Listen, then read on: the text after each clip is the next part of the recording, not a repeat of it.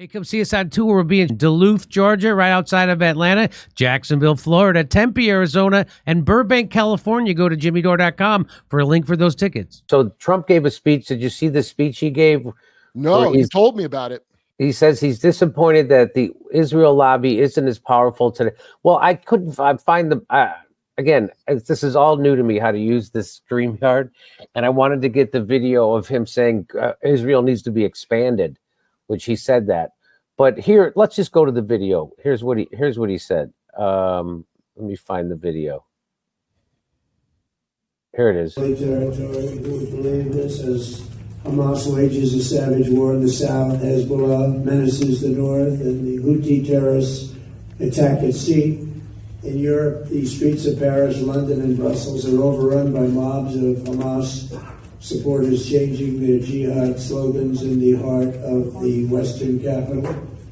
And in America, the evil anti-Semitism is rampaging all throughout our cities, the Democrat Party, our left-wing media institutions, a certain candidate for the President of the United States, which is hard to believe, in our colleges and universities, they're going loco. They're going loco. Something's wrong with them. What is this? I never thought this could happen. You know, just to get off for a second, years ago, my father was a big supporter of Jewish people and Israel. He's not Jewish. He wasn't Jewish, but he was a great friend of a lot of Jewish people.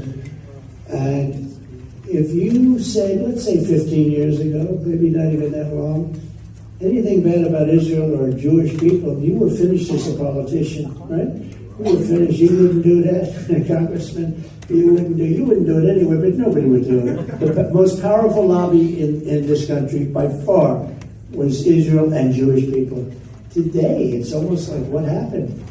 What happened? What happened to Schumer? What happened to all these people? Schumer's like So this is like an attack on the Democrats, right? That's what this is about. So I think that's what he's trying to do, but it's the most insane, one of the most insane. He's trying to pretend that Israel doesn't have the power it had 15 years ago in this country, and that 15 years ago, if you spoke out against Israel, your career would be over. So he's saying two horrible things at once. Once, he's trying to make you don't believe your own eyes and ears and what's happening right now.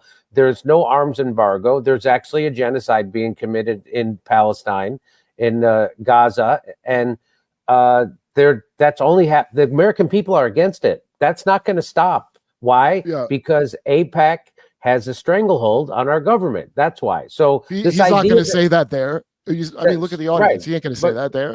No one can say it. So he's trying to say that that they don't have that control that they used to. That's a bullshit. But what he's also saying, and I'll play the rest of it, but what he's also saying is that it was better when a foreign government had even greater control over our government.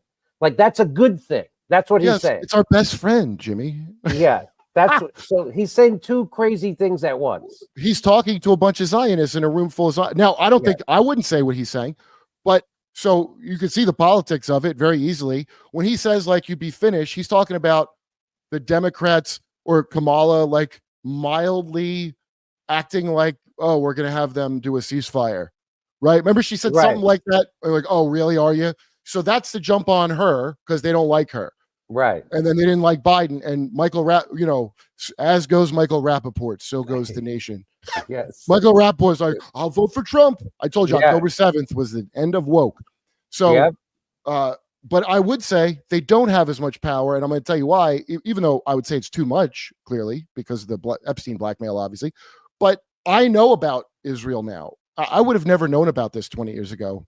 I wouldn't have listened. I know about it now because of social media and because of YouTube and Rumble and because of October 7th, and that they're actually, instead of just being occupiers and every once in a while mowing the lawn, which is when they would go in and murder people, they're doing it on a mass scale now, right? Like unlike anything we've seen before. Mm-hmm. So now even someone like me got educated, and now I know about how the difference between Zionism and Judaism, and the Zionists want to conflate Judaism with Zionism.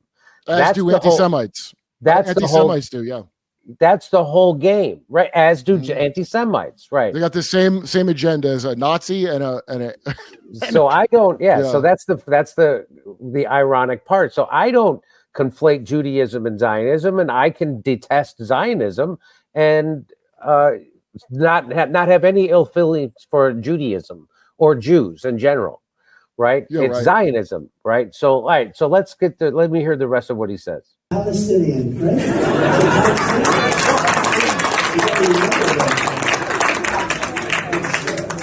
It's shocking because I grew up where Israel was just when my father was a builder in Brooklyn, and a lot of Jewish people. That's all he knew. That's all I knew essentially. But we knew Jewish people, and they were great people.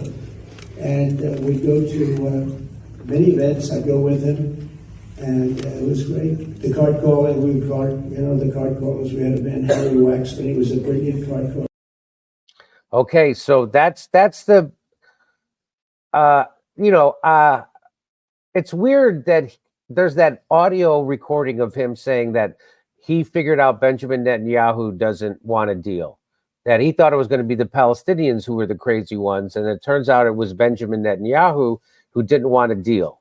Right. And it seems like that's the kind of thing in my head, knowing what I know about Trump, that's the thing that bothers him. It's like, well, come on, we got to have a deal. I want to get credit for having a deal, right? And so so how do you do that? You got to isolate it's Bibi's fault, which I said a long time ago. They're gonna, at the end of the day, I mean, assuming the world's not on fire, they're gonna go, that Bibi really sucked, and they're gonna start putting it on. And we watch the Democrats doing it, where like they started reporting that AIPAC has too much influence on MSNBC.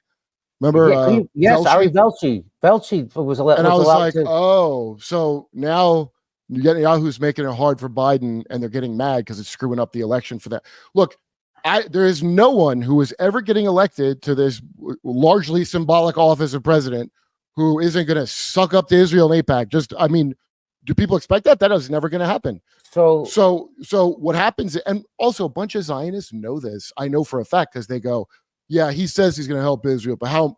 Like, there's a whole like Game of Thrones, but there's intrigue.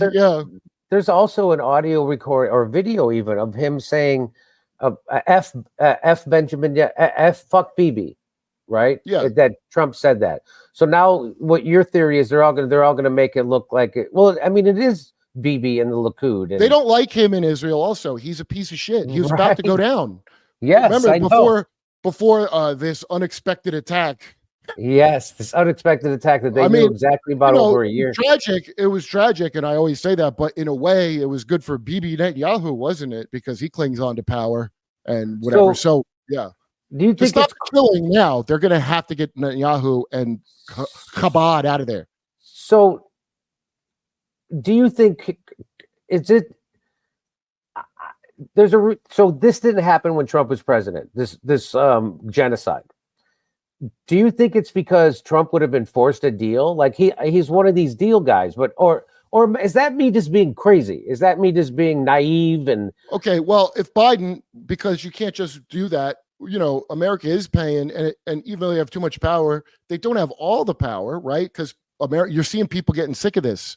So it's a delicate thing that they have to do, right? And Biden, who is a doddering old senile imbecile that anyone could see if they're not stupid. If I'm somebody like Netanyahu, a master criminal, that's the perfect time to start doing what I want, especially if I'm going to jail. What's this old idiot going to do? Nothing. That's what.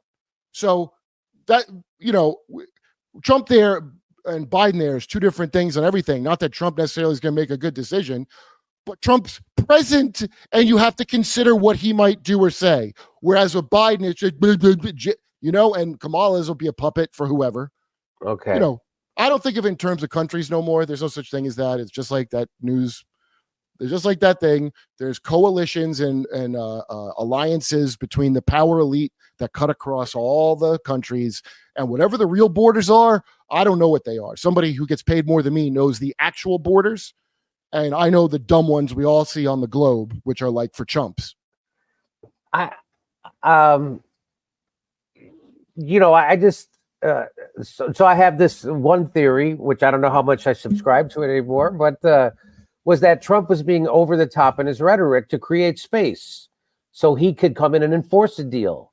And he also wanted the campaign donations from Adelson, right? And so it's kind of like, I don't know if you remember, I remember them always talking about how, only Nixon could go to China, right? Like, Right. And because he was such he spent his whole life red baiting everybody. Mhm. And so that gave him the space to be able to do that, right? And so I was thinking, well, maybe that's the thing with the Trump, that he's going so over the top, but he's want to come in and force a deal. And I don't, who's the most likely, and by the way, I want to just point out how profoundly wrong and evil it is that we all got to look at these people that are supposedly the leaders and try to guess their strategy. And why is it insane to say what you mean and mean what you say? That's like a form of sorcery, if you're honest. It's one of the craziest things you can do. So this is a repulsive system we live in. It's not good. It's not like a leader ain't going to save it. What you're saying probably is right, but it could also not be right. There's nobody. RFK, ain't going to do nothing if he were in. Tulsi wouldn't do nothing. Kamala's going to do whatever the industrial complex and WEF want. There's nobody that's going to say a thing that's the right thing about this who will be elected to a leadership position. Let's say best case scenario that Trump is somehow this secret hero, that I will be delighted if that's the case. Okay. There will not be you won't even have honest leaders until if he's on some kamikaze secret, all that QAnon nonsense. Okay, maybe the next guy could speak honestly after, but dude, this is not this whole empire is bad. It's a bad empire. And this is like, you're just looking at the evil of running it. You got to suck up the one guy over here and then do a different thing.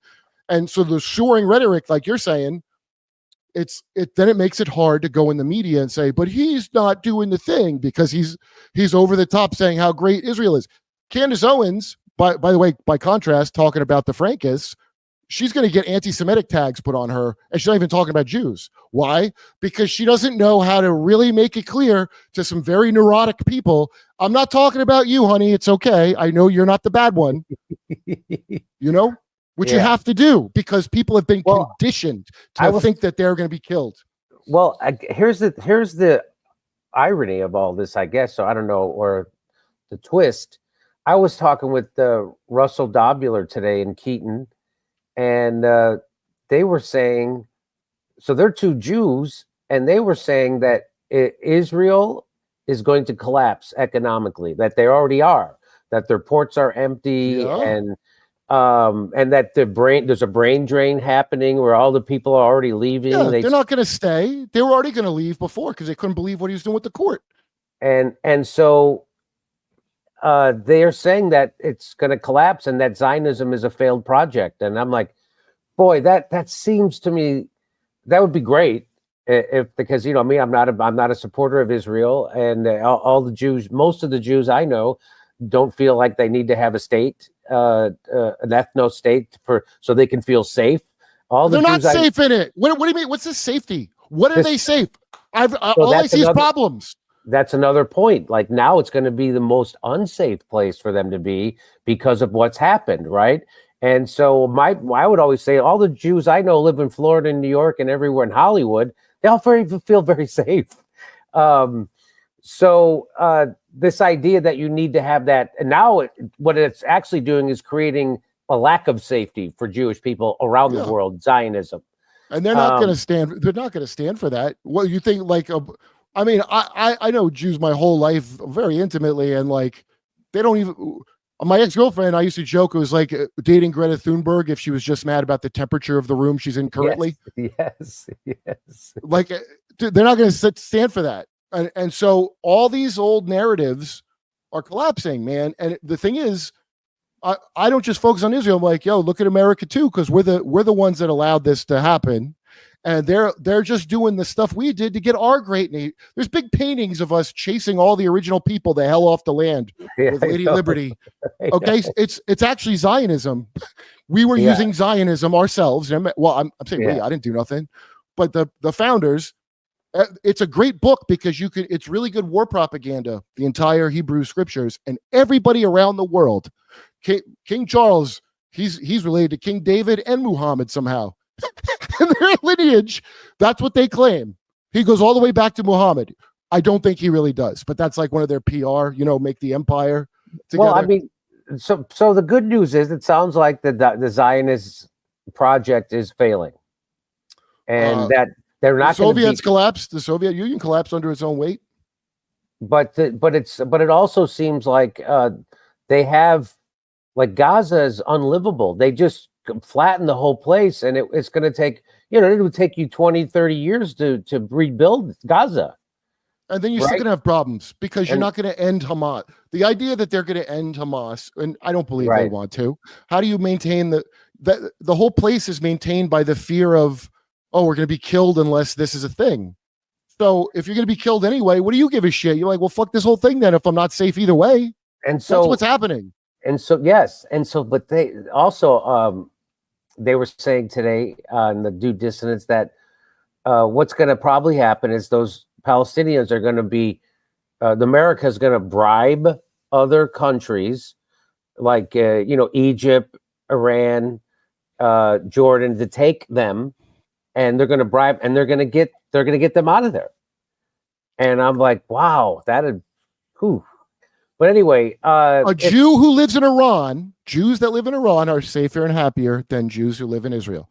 That's a fact. Well, I didn't even know until Ari Shafir told me. I know that there's a lot of Jews in Iran, and when I found that out, I was shocked. And they have they have temples, right? That's their place of worship. They call them temples, right? Right. Yeah.